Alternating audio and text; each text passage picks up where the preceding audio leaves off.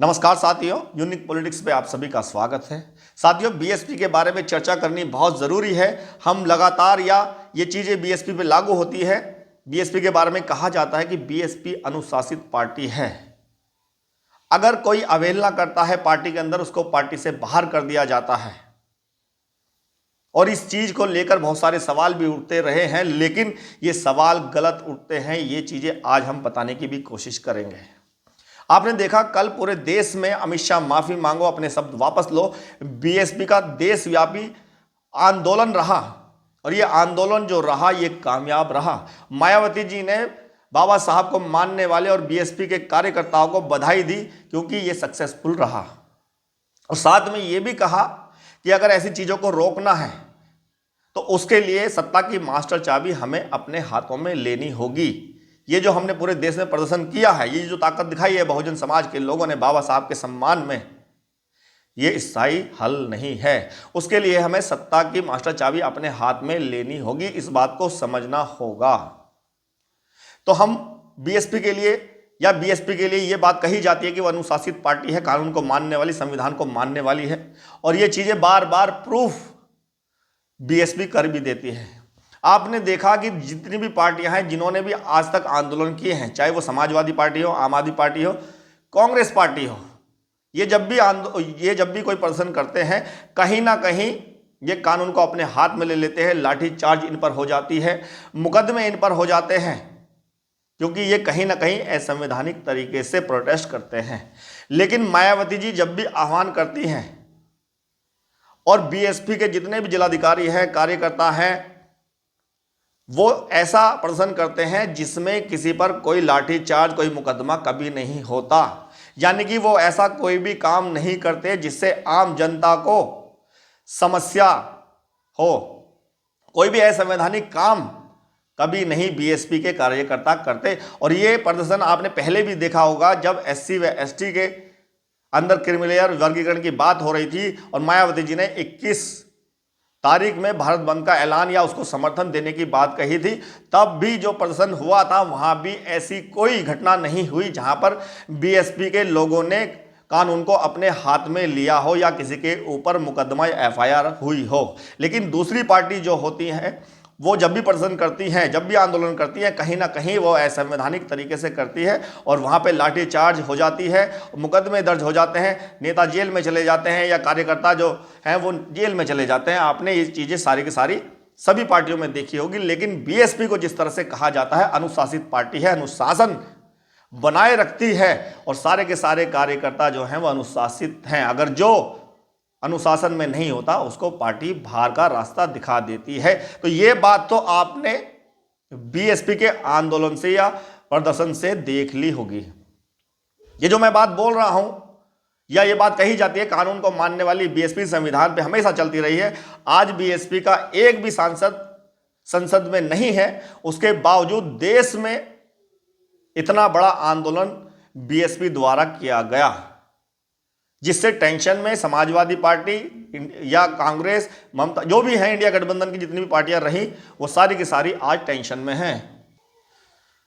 मायावती जी ने जब ये चीजें हुई थी संसद में, अमित शाह ने जब इस तरह की बात कही थी, अपमान वाली टिप्पणी जो कही गई थी, तभी मायावती जी ने माफी मांगने की बात और अपने शब्द वापस लेने की बात कही थी।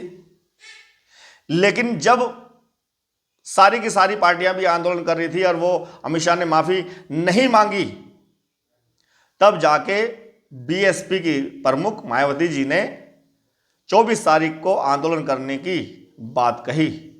और सारी पार्टियों ने, आपने देखा कि समाजवादी पार्टी ने भी किया, कांग्रेस ने भी किया, लेकिन उनके कार्यकर्ता नहीं नजर आए। लेकिन जब बीएसपी की बारी आई, जिसका एक भी सांसद नहीं पूरे देश के अंदर संसद में, मायावती जी के एक आह्वान पर सारा का सारा देश इकट्ठा हो गया और इतना बड़ा आंदोलन हुआ और कहीं कोई ऐसी बात नहीं आई जिसमें बीएसपी के कार्यकर्ताओं ने कहीं किसी के साथ बदतमीजी की हो।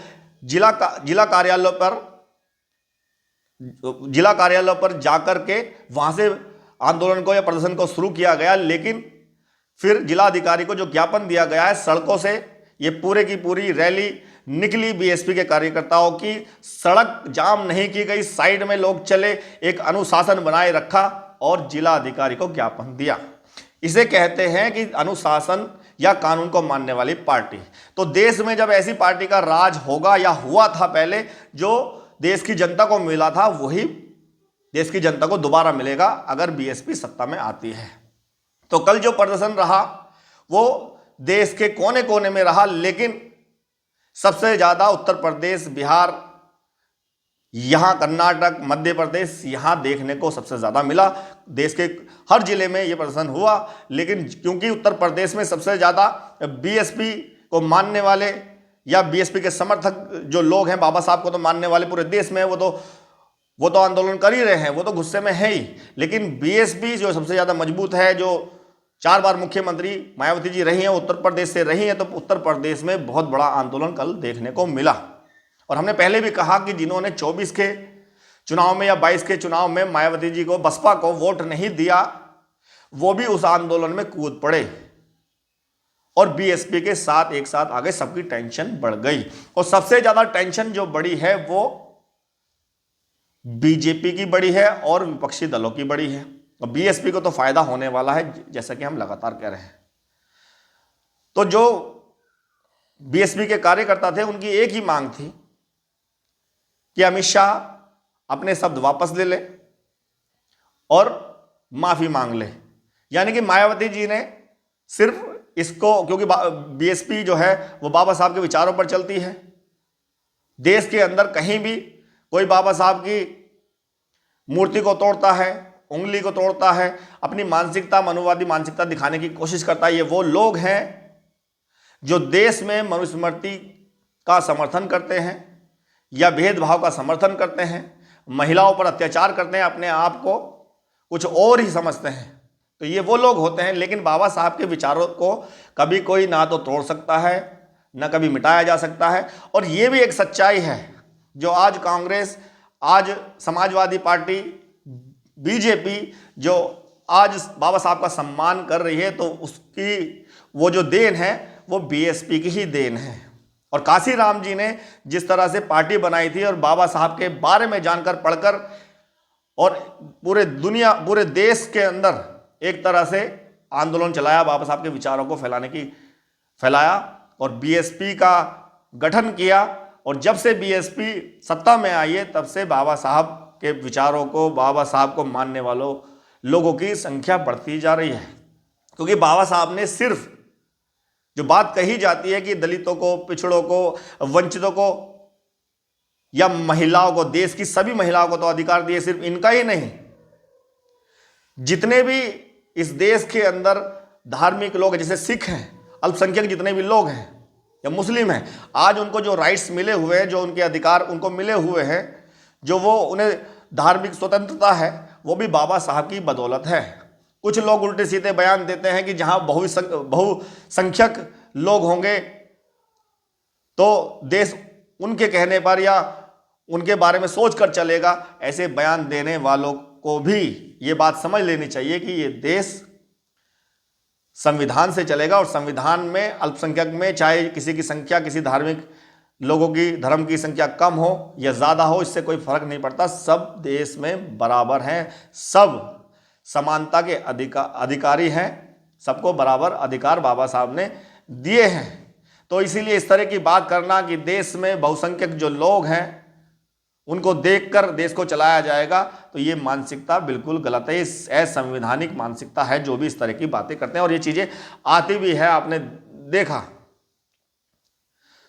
तो कल जो प्रदर्शन रहा, और पार्टी, हम कहते हैं कि बाबा साहब को मानने वाली पार्टी बीएसपी हमेशा अनुशासित पार्टी या अनुशासन में रहती है, और कल का जो प्रदर्शन रहा वो कितना अनुशासन में रहा। पूरे देश के अंदर कहीं भी कोई ऐसी एफआईआर नहीं, और दूसरी पार्टी जब आंदोलन करती है तब क्या होता है आप सभी ने देखा है। तो बीएसपी को फायदा बिल्कुल होने वाला है। 27 की तैयारी जबरदस्त है, बहुत फायदा होने वाला है। उत्तर प्रदेश के अंदर मुझे ऐसा लगता है कि सभी लोग जितने भी आज जो पोल खुली है, एक तरह से बाबा साहब के नाम पर सिर्फ दिखावा कर रहे हैं, और बीजेपी के बारे में भी लोगों ने बता दिया, चाहे वो कांग्रेस ने बताया हो, और बीजेपी ने कांग्रेस के बारे में बता दिया, समाजवादी पार्टी के बारे में बीजेपी ने बता दिया कि कितना कहाँ बाबा साहब के विचारों को दफन किया गया है। ये सारी की सारी चीज़ें बताई गई, तो वहाँ पर लोगों को आज पता चल रहा है, जो समाजवादी पार्टी में भी पिछड़े दलित समाज के लोग या महिलाएं जो भी हैं जिनको अधिकार बाबा साहब ने दिए हैं, आज उनको पता चल रहा है कि बाबा साहब की विचारधारा को दफन करने का काम किस किस पार्टी ने किया है। और बीएसपी एकमात्र ऐसी पार्टी जिसने बाबा साहब के विचारों पर चलकर, संविधान पर चलकर देश की जनता का भला किया है। तो बीएसपी को बहुत फायदा होने वाला है इस मुद्दे से। ये बाबा साहब का जो मुद्दा है, जो बाबा साहब का एक तरह से अपमान हुआ है, लोगों ने साफ साफ कहा कि जो भी अधिकार आज मिले हैं हमें, वो बाबा साहब की बदौलत मिले हैं। आज जो बोलने का अधिकार हमें है वो बाबा साहब की बदौलत है। जहां पर बोलने नहीं दिया जाता था तो वहां पर तो नर्क था, लेकिन बाबा साहब ने संविधान के माध्यम से अपनी आवाज उठाने का हमें मौका दिया, बोलने का मौका दिया, अधिकार दिया। तो ये स्वर्ग की बात है। तो बाबा साहब ने जीते जी स्वर्ग में हमें पहुंचा दिया। भगवान को मानने वाली बात कही कि भगवान को मानने वाले लोग तो कहा जाता है कि मरने के बाद स्वर्ग में जाएंगे, लेकिन बाबा साहब ने तो जीते जी हमें स्वर्ग में भेजा है।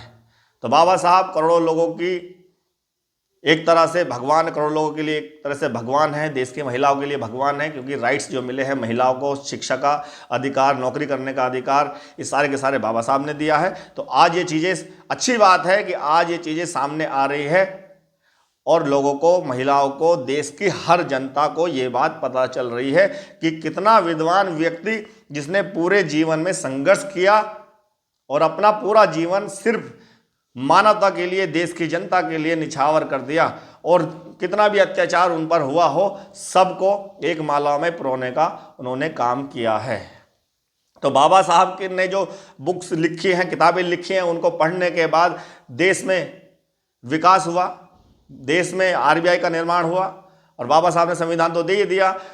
कोलंबिया यूनिवर्सिटी, जहां पर बाबा साहब को सम्मानित किया गया कि दुनिया का सबसे विद्वान व्यक्ति, आप मान के सोचिए, बाबा साहब के बारे में पढ़ के देखिए, जो मनुवादी विचारधारा वाले भी हैं, अगर वो बाबा साहब को पढ़ लेंगे तो मैं ये कह रहा हूँ उस दिन से मनुवाद भूल जाएंगे और बाबा साहब अम्बेडकर ही करेंगे और कुछ नहीं करेंगे।